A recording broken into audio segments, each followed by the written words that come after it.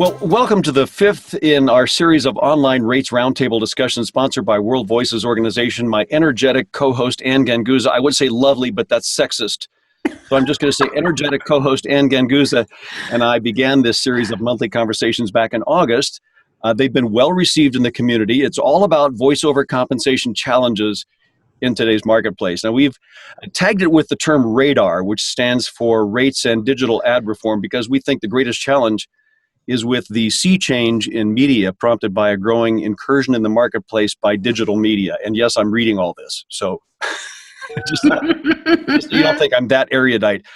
We have a great group today for our discussion concerning online casting sites, and I'm gonna read through these introductions really quickly because we want to make sure everybody gets their due. First, we have Armin Hierstetter. He is the founder of Bodalgo.com, Europe's #1 online resource for voiceover talent. He's been in voice acting since '04, started Bodalgo in 2008, and just a couple of weeks ago, Bodalgo relaunched, featuring not only an up-to-date design, but also bleeding-edge technology like Bodalgo Call, an extremely easy-to-use hi-fi audio connection right out of almost any browser. Excuse me. Dealing with a cold. Armin is married. He has a 2-year-old daughter, second one on the way. Congratulations, Armin. And lives in Munich, Germany. It's not a very conducive hour of the day in Munich right now, so we really appreciate Armin joining us from Europe. Thanks, on the phone with us is Simon Lopez from AugAudio. Simon is the production manager for AugAudio here in Las Vegas. They have a great online casting website, and they do all their auditioning through the online system. It's very easy to use. Dave Wallace is a voice actor from LA who was to join us, but he got a gig at the last second. So we tip a hat to him for getting some work, and if he can join us later, he might.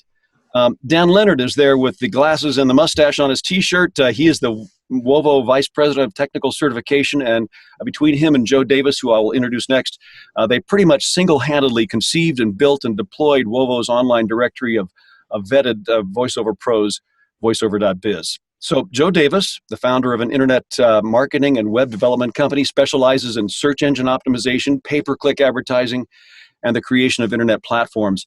Joe has over 20 years experience in development and marketing, now has a focus on the voiceover industry with his business voiceactorwebsites.com.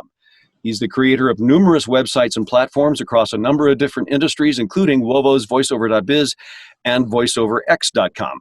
What is VoiceOverX? Well, that's the collaboration between Joe and our next guest, Melissa Exelberth. And besides knowing the complexities of the VO marketplace in and out, Melissa is now working with Joe to conceive and deploy VoiceOverX.com. So I'll let them explain how and why the market needs this site.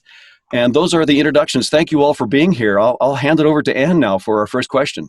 Great. Thanks so much. Thanks, everybody, for being here. And hats off to Armin. Thank you so much for being here at the hour that you are. We really appreciate it, and I think it's truly a testament to your dedication to the voiceover community. So thanks for that. So I'd like to start off with a question. You've run a successful online casting website since 2008. So tell us a little bit about the changes that you've seen in the industry and how your online casting model supports these changes, both technologically as well as within the community of voice seekers and voice talent. Well, when I started in 2008, or in 2007, I started programming Bodalgo. The idea came because I was a talent myself for several years, and I couldn't find a website like that in Germany, but I knew voices.com and Voice123, and I always thought, oh, why isn't there a German website? So this was the reason why I did it, because I thought, like the technology, microphones, preamps, your own voice booth, it became so much cheaper than 5 or 10 years ago, back at like 2008, like in the beginning of 2000. Hardly anybody could afford like a good microphone, a good preamp. But more and more voice talents had the chance to like bypass the studios and do the stuff themselves. They did not depend on the studios any longer. But the thing I felt that they were missing were great opportunities to get work. Because they may be really, really good with the voices, but maybe they have not got the time to market themselves properly. And I thought that what Voice123 and Voices.com did in the US looked very, very interesting. And I ran around for 2 years thinking about, why doesn't anybody do it? So because I wanted jobs myself through an online casting website. And then after 2 years, nobody did it. I said to myself, well, if nobody does it, I do it myself. And what I did not think about was by doing Bodalgo, I shot myself in the knee, or in the foot, as you guys say, I believe, because, of course, I cannot audition for jobs that are posted on Bodalgo. That's just not on. So, yeah, maybe the idea was not so good then for me at the end of the day. But, yeah, so and I think the major change is the technology, and that the world has become as small as the size of a screen, of your browser screen. And this is the most important thing. And there are many, many people out there. We call it in Germany, we call them the old rabbits, the ones that are really experienced. And I think some of them are missing like the train. They still think about like how it was like 20 years ago.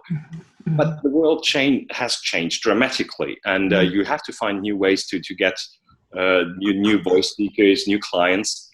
And I think Bodalgo is not only like driving that change, but just we recognized it, or I recognized it, and so did Voice123, Voice.com, many, many others. Well, and we're just seeing that opportunity. So I wanted to ask you a little bit, you have some new technology that you've obviously are keeping up and changing and evolving with the times. Tell us a little bit about your new technology that you've just implemented. Thank you for giving me the opportunity, because I think it's a wonderful thing. It works like magic. I relaunched Bodalgo 2 weeks ago, and not only did I completely revamp the website, because the web technology changed so much since 2008. We have now like all those responsive design stuff and all those things, and we have Ajax, which is a technical term you don't have to know about too much, but it makes things easier to use. And there is this bleeding edge technology called WebRTC, Web Real-Time Communication. And what it does basically is it enables everybody with a browser to have a peer-to-peer connection, audio and video, if you want to, in very high quality. And so you don't need ISDN anymore. You don't need Source Connect. You don't need any piece of software. You don't need any piece of hardware either. You just need an internet connection and your browser. And then you just click a button and you can listen to the voice talent standing in his own voice booth, and what you hear is exactly what he speaks in the microphone. And for voice seekers, that's a fantastic way, of course, to be there when the recording is done. Or imagine the voice seeker himself or herself, she's like working on a client's behalf. And they want the clients to be there when the recording happens. So they snuggle up in their offices or whatever, click that button, call the voice talent. For the voice talent, it could be a good thing and a bad thing as well, because imagine you're a voice talent, and let's face it, I'm a voice talent myself, and it's not that great if you have the client on the phone all the time directing you, because it slows down work sometimes. So, but on the other hand, it's a super tool to get new clients. When you say, listen, you don't have to book that studio. You don't have to fly me from New York to Los Angeles.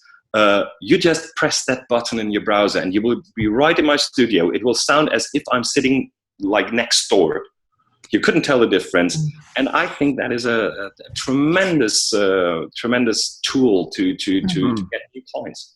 Oh. And I'm interested, and I want to talk to the rest of the panel too, because I know the technical challenges of evolving an online casting system. So I'd actually like to ask a question of Simon. Simon, you've run a successful casting website for A&G Audio on maybe a smaller scale than Voices or the other P2Ps, and I was really impressed with the transition that I saw personally from a traditional email-based system where you attach scripts and then requested auditions to now you have everything handled online, where people get the scripts and upload online. So I'd like to know, in your opinion, first of all, what are the desirable qualities of an efficient casting system such as yours, and what does it take both conceptually and technically to get there? Well, when you setting up a casting system, you want to be able to have it manage the database of talent in a way that it's easy to search from the casting end. Now, it's a little bit of a misconception. We're not so much an online casting site as a production company that people come to for productions, and then we cast within our own roster. So from the back end, when you're doing the casting, you want to make sure that every profile is tagged correct, and that all demos are represented for each talent that has different demos to represent them, and you want to make sure that the search is efficient so that when you're casting, when we get a request for an audition, no talent falls through the cracks. We want to offer that opportunity to everybody that fits the typecast, and then the reporting end too. You want to make sure that who's turning in the auditions, who's not, and managing that, and things along that line. We're also rebranding and reworking our whole site and all the systems for 2016, and we're going to come out with a brand new look. We're going to feel more like an agency than an online casting site, because I think that's just been a common misconception when people visit our site. I think it's interesting to note that Simon says we're not a casting site, we're just a production site, but yet you see the convergence, of agency work and production work and casting sites coming together digitally online. I think that's fantastic. Yeah, no. I'm just curious. Yeah, and Simon Says intentionally? Say again, Joe? I said, did you use Simon Says intentionally? Yeah, that's an ongoing joke around here. I'd like to talk to Dan for a little bit here. As WoVO's vice president, you've taken on an enormous responsibility with VoiceOver.biz, and I completely understand and respect that from a technical standpoint, because I used to work on large-scale websites. So I have a little bit of an idea of what it takes, or what's involved, I guess, in an online casting system. So I know companies that have paid tens of thousands of dollars. I mean, this is not it's not a small job to put something like this together. So what do you see are the greatest project management challenges for VoiceOver.biz, and what can the VoiceOver community do to help, if anything? Well, to start off with, we don't really want to look at it as a, quote, casting site. Okay. VoiceOver.biz, really, its original intention, and I think we want to keep it that way, is as a searchable directory of the professional membership of World Voices Organization. People who have been, vetted, people who are watching who are WoVO members know they've been professionally vetted. We know that the quality of what they put out there is there. So if somebody's going to look for a good talent, all they have to do is go to VoiceOver.biz, and they're going to find somebody who already they can trust. And I think it's a big problem that we've seen in the industry is you have a lot of producers and people who are hiring talent who may be listening to auditions of people who just really are not very good or very qualified for doing this type of work, or they have a home studio and they say anybody who is a freelance voice actor who has a home studio obviously is not good enough for me. I need to go somewhere else. Well, if they need to go that place, VoiceOver.biz is that place, because they know the people there have been professionally vetted. Now, putting the thing together was mostly Mr. Davis's job, as he really was the brains behind it all. We just decided that we needed to do something that would help the voiceover industry. We looked at the pay-to-play model that was out there. And what Joe did, and he can explain this to you, is we essentially reverse engineered what the other pay-to-plays were doing. And we took the design was to take out the interference, the middleman that a pay-to-play site would have, whereas you've got to communicate through that site, and therefore they control the communication. In the case of several of the other pay-to-play networks, where they were controlling the entire financial transaction. Which, of course, came to a head a couple of weeks ago. And so we believe that VoiceOver.biz, strictly being a searchable roster with people's demos and their bios and all those things, allows people to do a very simple search. They search for, German accent, or for Hungarian accent, or Silesian accent, or whatever. And if whatever specific thing they're looking for, deep voice, baritone voice, that sort of thing, whatever is put into somebody's profile is searchable by those search terms. And they'll find not 500 people or 1,000 people to go through their database, but a much smaller number of highly vetted professional voice actors. And that we thought was a much better idea. And right now, it certainly seems to be seems to be working for some people, and that was the most important thing. Could I jump in here? Please. I definitely agree that there is a really big problem on the quality of some talents, so they say. You just have to go to the usual suspects, and then when I browse for German talents on other websites, I listen to their demos, and I see ABCD is not even native German. DEF has hiss in his recordings, and probably recorded it in his bathroom. So there are many websites that just don't filter their talents, that do not reject talents. And I'm pretty proud to say that every talent that applied to be member of Bodalgo, is that correct English? Applied to be a member of Bodalgo? Yes. Yes. Thank you. I look at every profile myself, and of 16,000 people that applied so far in the last 8 years, only 5,000 made it to the database. Now, I don't speak 100 languages, so I can tell if somebody is native English. I can tell, of course, if somebody is native German. But with other languages, it's much more difficult.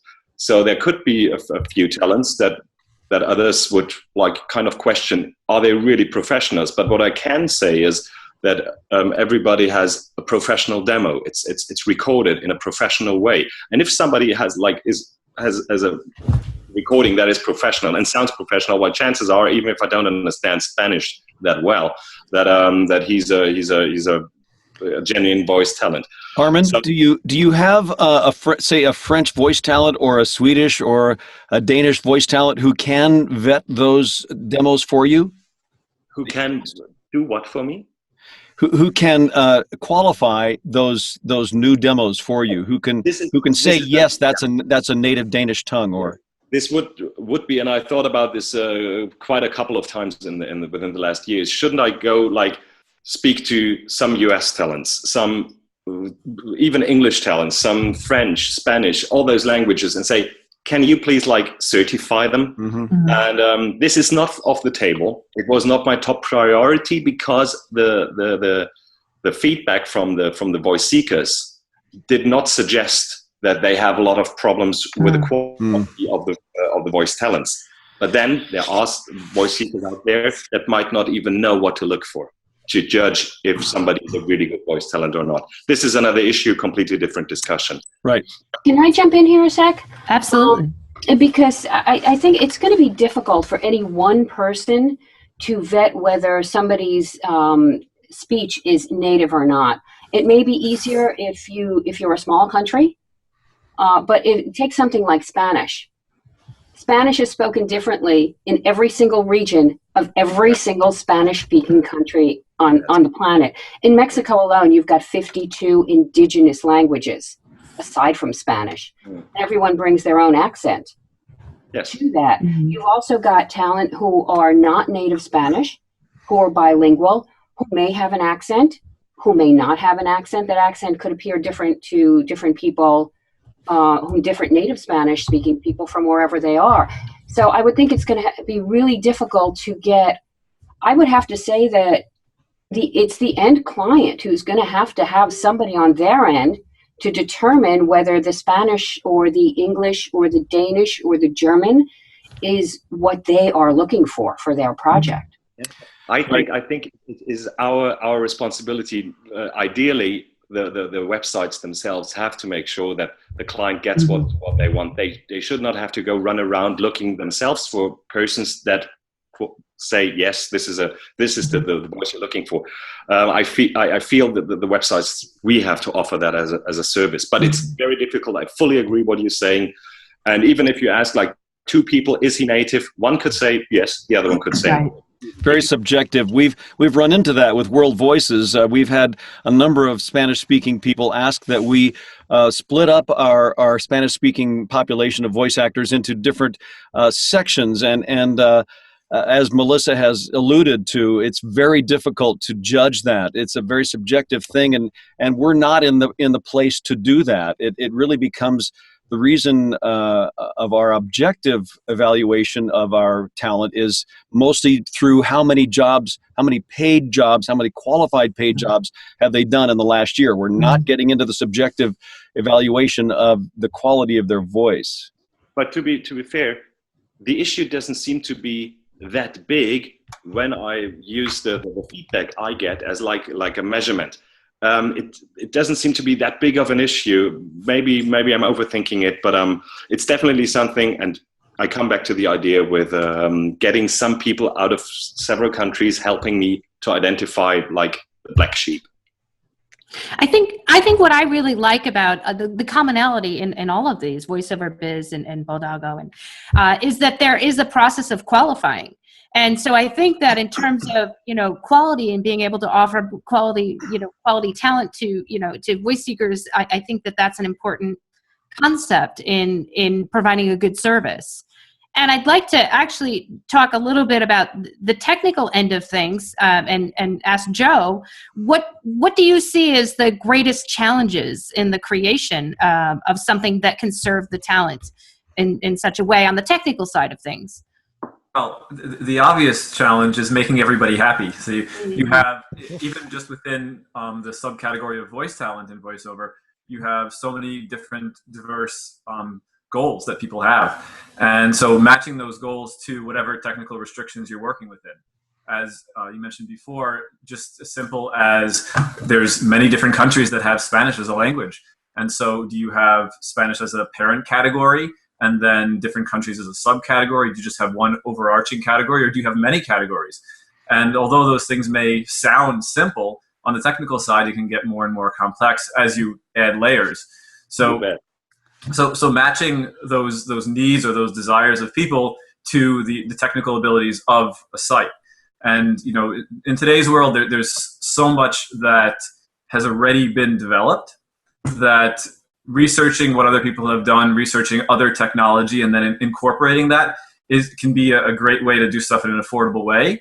The flip side of it is that it wasn't necessarily built for your purpose. So then you either have to modify it or say, okay, well, this was a good idea, and I'm going to have to build it from scratch based on what I learned from this. And so the technical restrictions are less when you build something from scratch, because then you're building it from the ground up with whatever your purpose is. But of course, it takes more time, more development costs, etc. Is that the case with VoiceOver.biz? You've built that from scratch, from the ground up? So it's most of it is built from scratch. It's actually, it's based on, the backbone is WordPress. So WordPress has become so powerful nowadays that you can run anything from a car dealer, website to a complex online marketplace. And so the backbone is WordPress, but everything from there is custom built. And I'd like to talk to you a little bit about Melissa, VoiceOverX.com. You two are working together. If you could tell us a little bit about that. What are the goals of VoiceOverX.com? There's actually a number of people that have contributed to this. That it's basically the idea came about when we got tired of third parties who are not vested in our industry changing our industry for their own benefit and not for the benefit of keeping this a viable and professional career for anybody. So we decided that it's time to take it back. And that's really what it comes down to. It's a community for those of us who work in the industry and who know the value of voiceover work and who know our own value as talent to put everything back in our own hands. And it's different from other platforms, from other sites, in that we want everybody. We want everybody. We want people who are just starting out, because we want them to get to know the business from the point of view of the value of the business. and not from the point of view of other entities who have decided to sell us as commodities, and teach talent and new producers alike that you're worth nothing other than that what they want to give you out of, say, a client's global budget or whatever. So the idea is to get as many people as possible. And through the site, we basically provide a mechanism to filter people. We can filter people through, if you're a union talent, that's its own filtering. If you have agents, you're obviously filtered on that. To WoVO, we have a direct link to WoVO. If somebody comes to the site and says, oh, well, I don't want to bother with all of these people here who really I don't know what they do, you can go directly to WoVO, and talent on WoVO has been vetted. So we want everybody for education purposes, because we want to teach people that their work has value. And really, another big part of it is that we want it to be a workspace. So it's not just a place where people come and look for talent. It's a place where producers can come and manage the demos of the people that they work with. Agents can list their talent. Casting directors are a part of it. And so, part of the problem with the online model up until now is that it's eliminated certain roles in the voiceover industry that certainly were important, like casting directors and agents to some extent. And so a big part of this is bringing those people back into the picture in a real way that adds value to the marketplace and people will understand why they're important.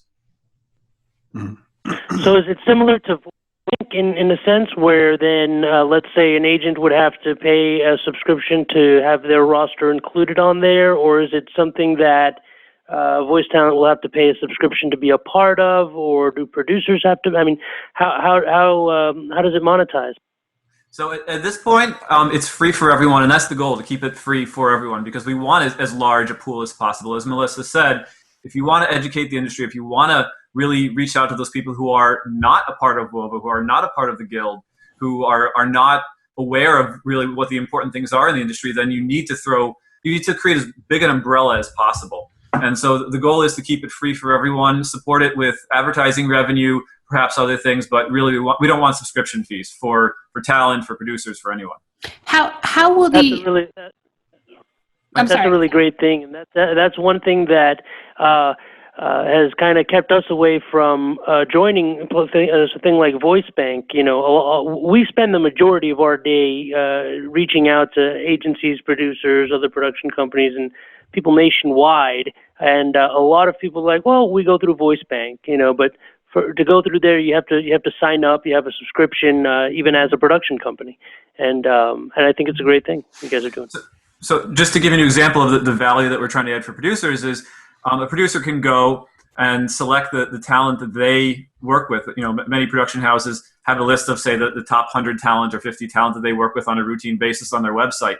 But the problem is that production houses are not web development companies. And so new talent start working with them, old talent leave, talent have new demos, and it doesn't get updated. And so all of this can be now managed from one central interface and then is pulled to the production house's website. But what I understand is, clearly you're offering a great service to the industry. And I'm a firm believer that if you offer a great service needs to be paid for. It doesn't need to be paid for like on a subscription basis. There can be different models. But I think, or I question, why free? If you have a great product and it helps people, then you're more than welcome to charge money for it. Yeah, that's perfectly valid, and it's something that we thought about a lot. Again, we want the largest pool possible, and so at its basic functionality, it should always be free for everyone. Maybe down the road, if there's some premium functions that we add in that we think really add value to a certain aspect of the industry. Yeah, like the roster you just explained. I mean, this is definitely something that helps so much, like a casting agency, whatever, studios, where they can like completely outsource that and have a nice user interface and all of that things. And definitely that shouldn't go for free, because, well, advertising is not a very solid ground for monetizing a website, I have the feeling. Well, so Google makes, their market cap is $500 billion, and 92% of that comes from advertising. Yeah, but they have trillions and trillions of hits every day. That is No, true. I think there might be a certain vector in this whole argument, Armin, that says we're so dinged by, we're so shy of the voices.com and the Voice 123 subscription models that we're just going the other way entirely. And I agree with you that probably a great service to be taken seriously might want to have a subscription. How are you going to I tip the hat to Joe and Melissa for going free. I think it's a reaction to the marketplace that was so predatory to begin with. And how will you support the maintenance and the and the development? I mean, Joe, I know people pay thousands of dollars for that type of development. So how are you proposing to fund that? Well, first of all, I have spent thousands of dollars already. I believe it. But also, I work a lot with the voiceover industry. And so just by the very fact that I've gotten business from people who have interacted with the website helps provide money to continue development. So as long as I am not going to go bankrupt, and Melissa and other people who are involved, I think we really want to see this down its logical course, which would be as more and more aspects of the industry get involved. And a lot of what we're seeing is someone like a casting director will come and say, I really wish there was a way for me to do X. And then we'll review it. And we've actually added in a number of those suggestions that people have come up with. And some of them are in the pipeline. So another possible way of monetizing it would be down the road, as people request these types of functionality, they could foot the bill for the development cost and for that specific functionality. And then it would be made available to the wider community. That's kind of the whole open source movement, where someone develops something, bears the cost of it, but then provides it as value for everyone else. I might also. So this model takes out the middleman skimming, which is a big thing that was happening with those other sites that we hear about. That's part of it. Yeah, the idea here, one big part of this is the voice actors taking control back of part of this process, which was, as you were saying, Simon, it was being controlled by these third parties who understand perhaps the communication part of it, but may not understand completely the intimate relationship you've got to have with a client to create that relationship and build that relationship.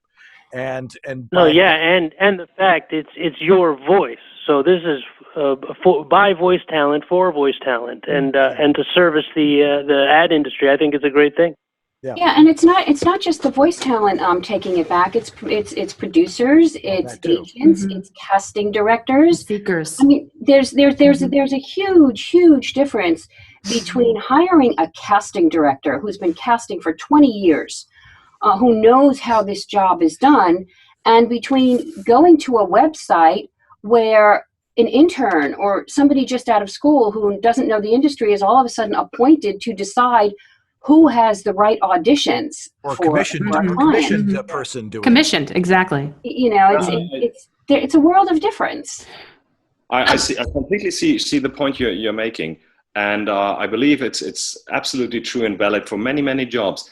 But what about all those little companies, like the little shop around the corner that needs a little voiceover for his online clip that is like a 60-second clip of what he does? Does he need a casting director as well? And can he afford one? And I would doubt that. On the other hand, yeah, you're right. The middleman seems to have been quite a topic lately in the industry. And Bodalgo never had a middleman because the talent and the voice seeker always were connected directly. We were never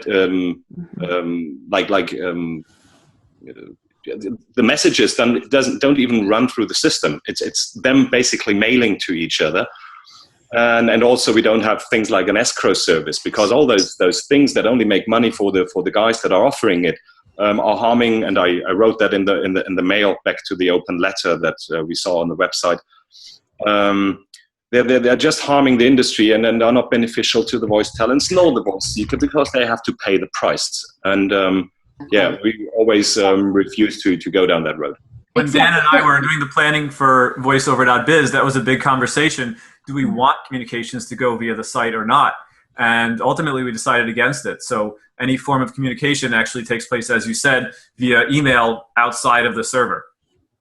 Yeah, and there's you're absolutely right that there are small jobs, of course, that don't need casting directors, where it's the local nail salon or whatever, and people should be connecting with each other and working things out that provide value to both the person who's hiring a voice talent and the voice talent. And 40%, 70%, 90% of that value shouldn't be skimmed off by a conglomerate that's putting that money in their own pockets and refusing contact between people. So that really was a lot of the impetus doing this. And on top of the skimming, you also have the outrageous subscriptions that you have to pay. I mean, I've never been a fan of the pay-to-play side.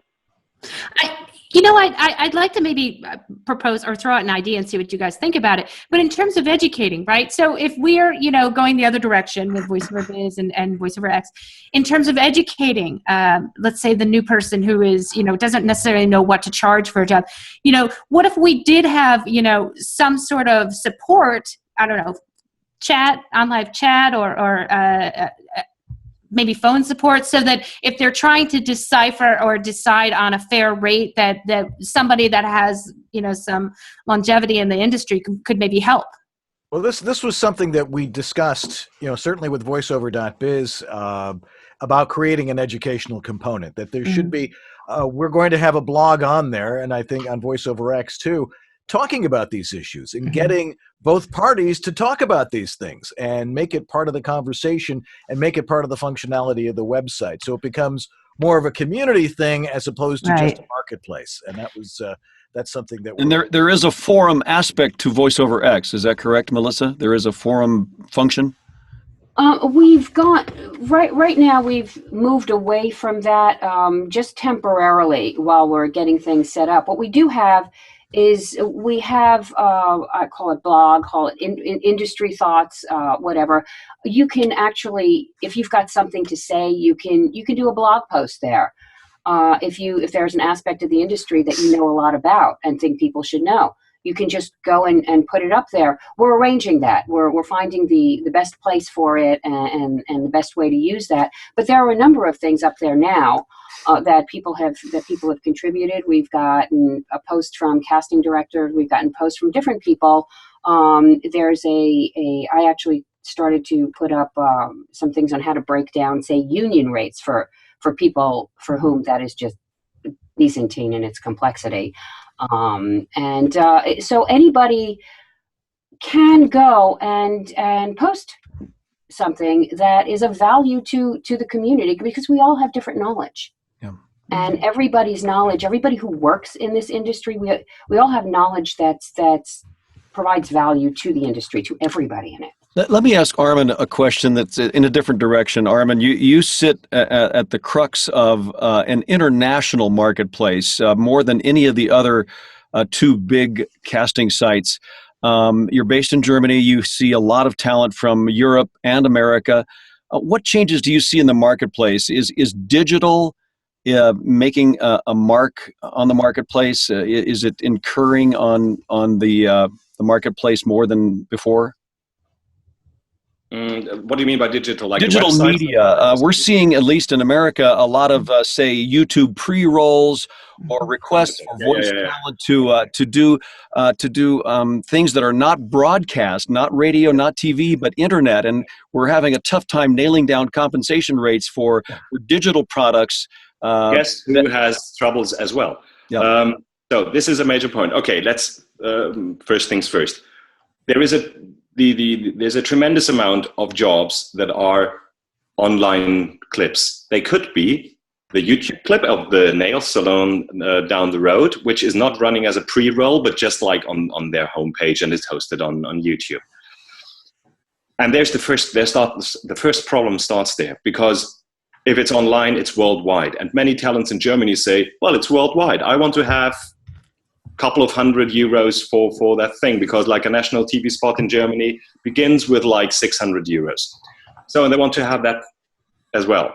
And that's where I come. I try to buffer between those, like a little buffer between those two sides, because it's highly unfair. If it's really the nail salon that is just doing local business, she can't or he can't afford 600 euros for a little clip that is seen maybe by 1,000 people in 2 years. That is just not fair. So people have to come up with a better solution. So far, we haven't one. And the other thing is with, and it's the same for pre-rolls.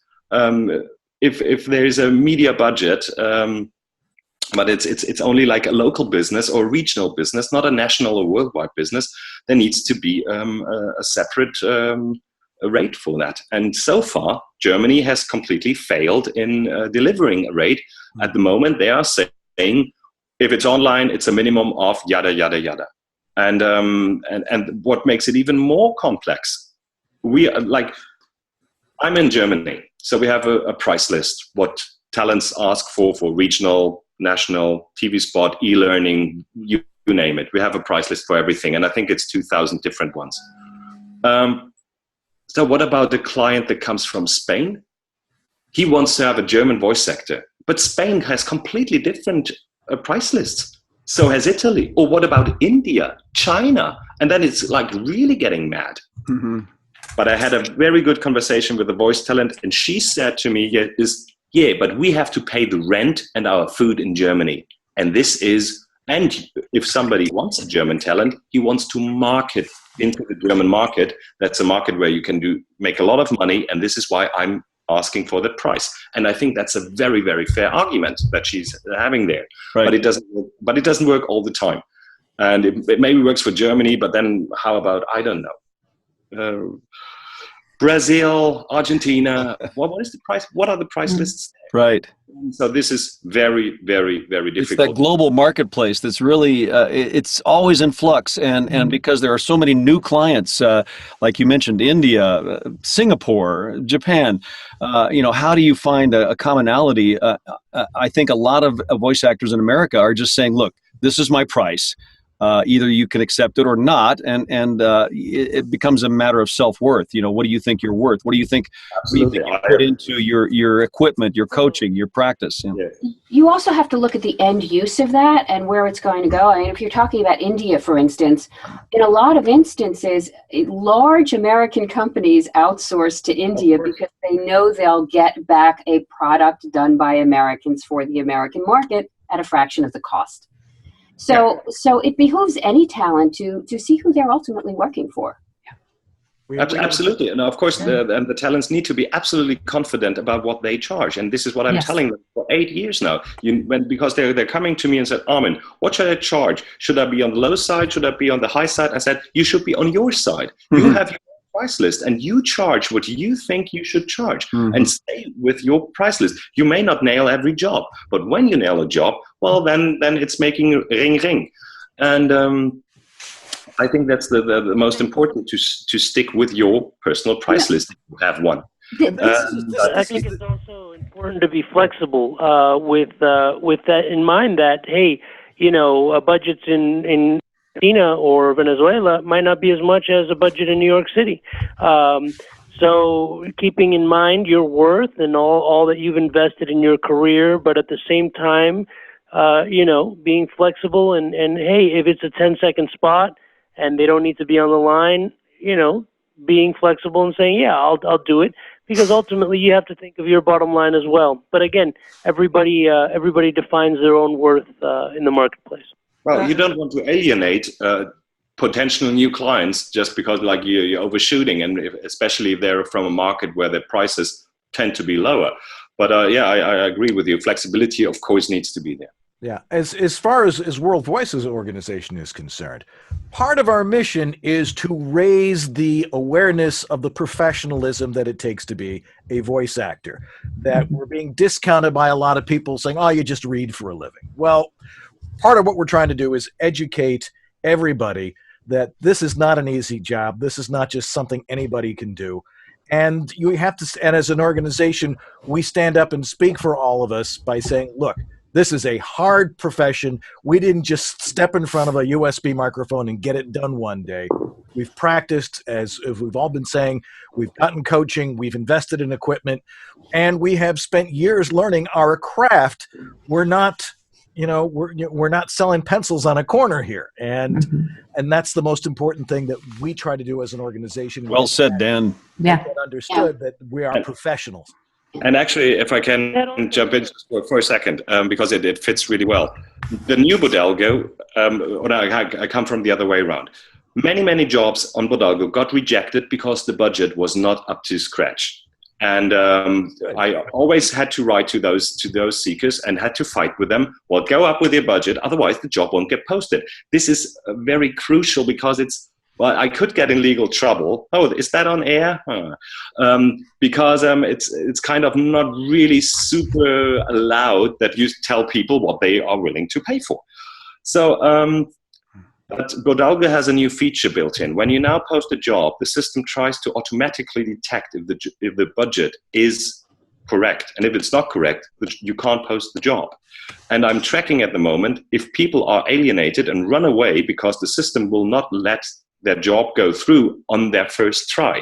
But what I see is the people move up their budgets. If it doesn't work for 150 to 250, they try 250 to 350. If that doesn't work, they go up one more.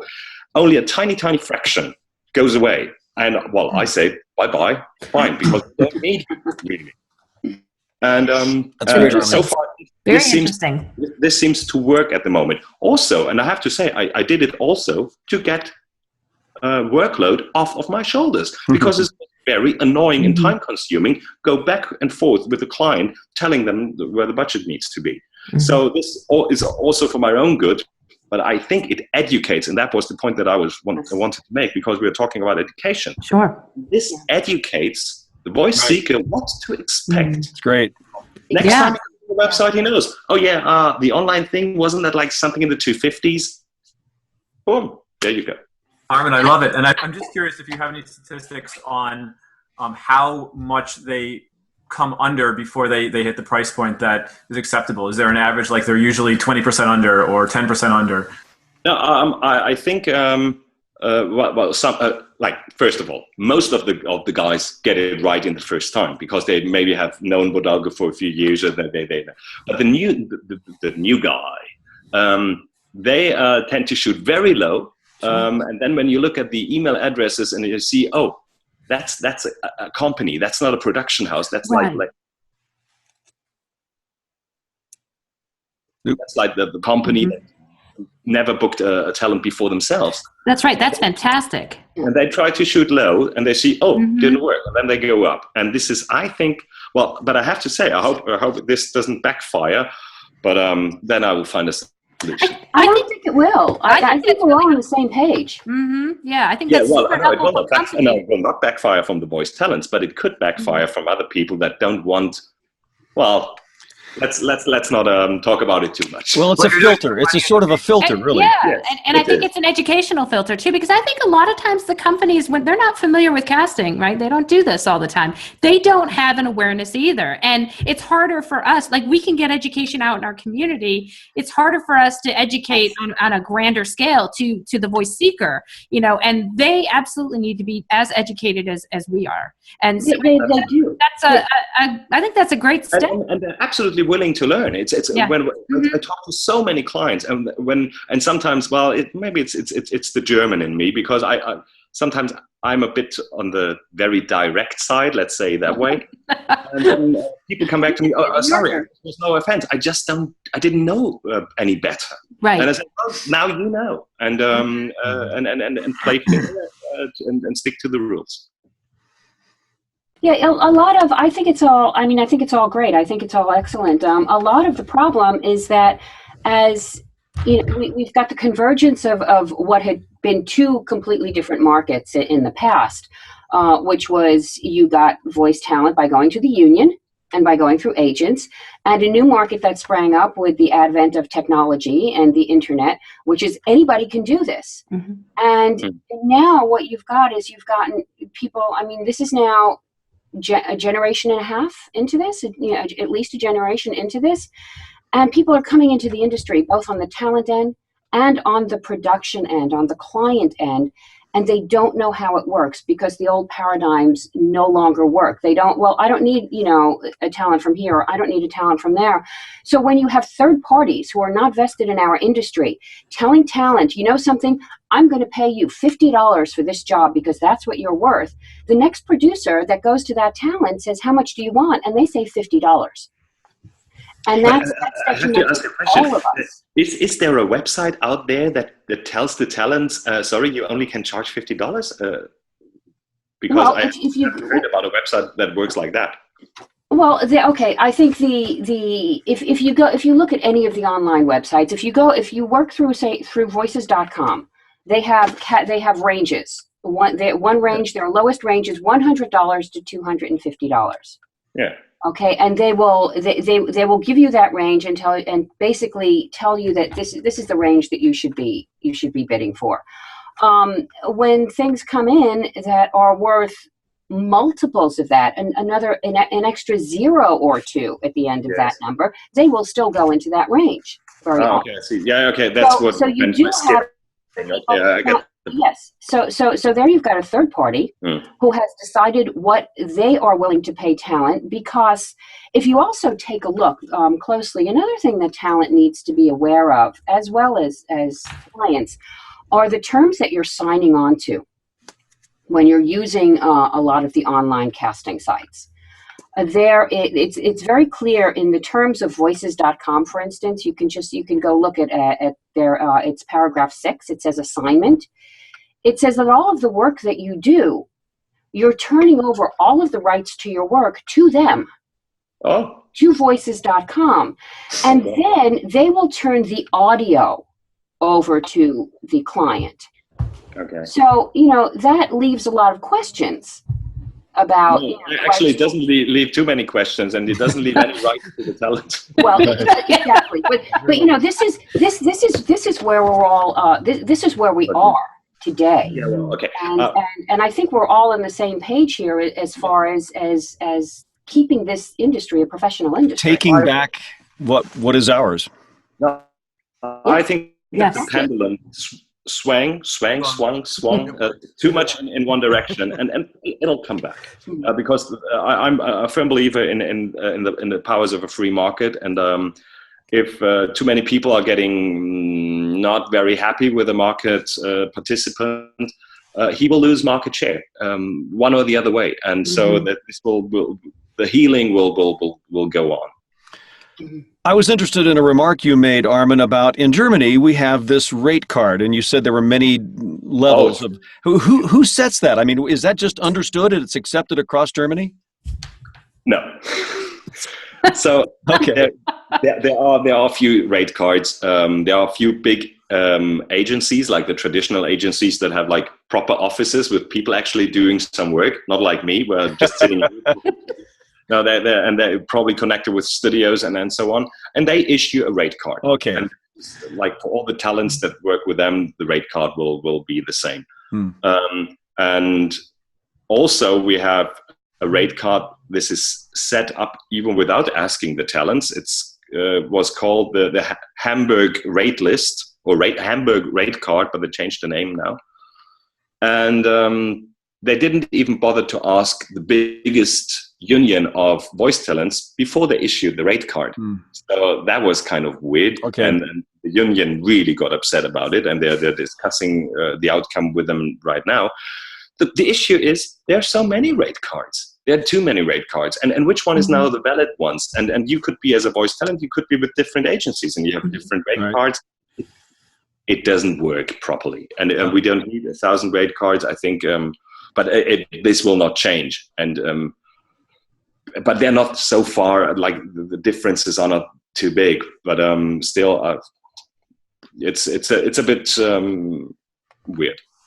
Is it a responsibility for, perhaps World Voices Organization, or even, the endeavors that we're trying right now? Is it a responsibility for us to come up with a rate card? What do you guys think? For who? For US? For Germany? Yeah, for Voices, VoiceOver.biz, VoiceOver.x. Is it, should we come up with a rate card? What do you guys think? That's really tough. You know, we've wrestled with this at World Voices, and we suggest rates, and we have a resources of different rate cards. Melissa's given us some ideas for some great rate cards. There's the handy dandy one, and the union has its own standard. I think what we've discussed earlier is, you know, what is your self-worth? What can you do? What can you stand to be able to pay your bills? And what Simon said is you got to be a little bit flexible sometimes.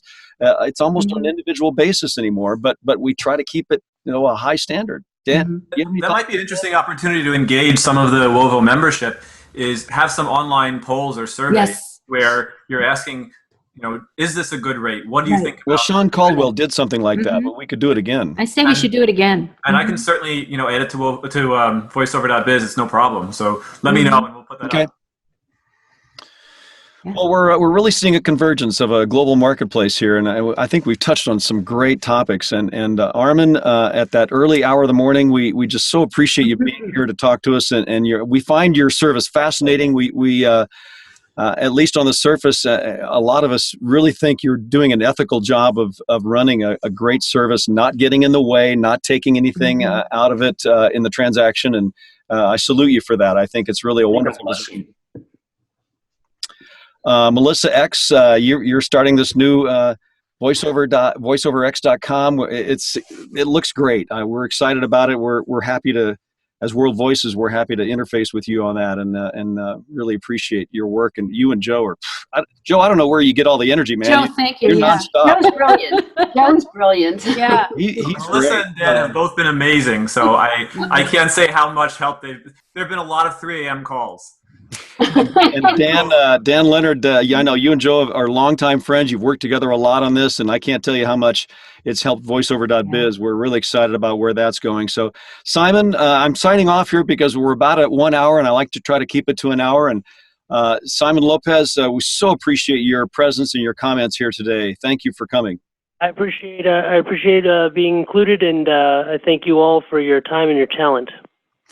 Thank you. And like I said, Joe, you're a genius, man. We appreciate all you do, and I think we had another successful roundtable. Oh, absolutely. I sincerely appreciate all of you guys. Thank you so much for the efforts that you're putting into to really help this industry. I mean, it's amazing. It's a good and discussion. I'm proud to be among you. So thank you. Really am too. Well, I will say thank you and salute you, and thank you for all that you do to help the industry and raise the awareness. We really think education and awareness and mentoring is a big part of all of World Voices, and I think it behooves all of us to contribute to that. So thank you very much for your time and talent today.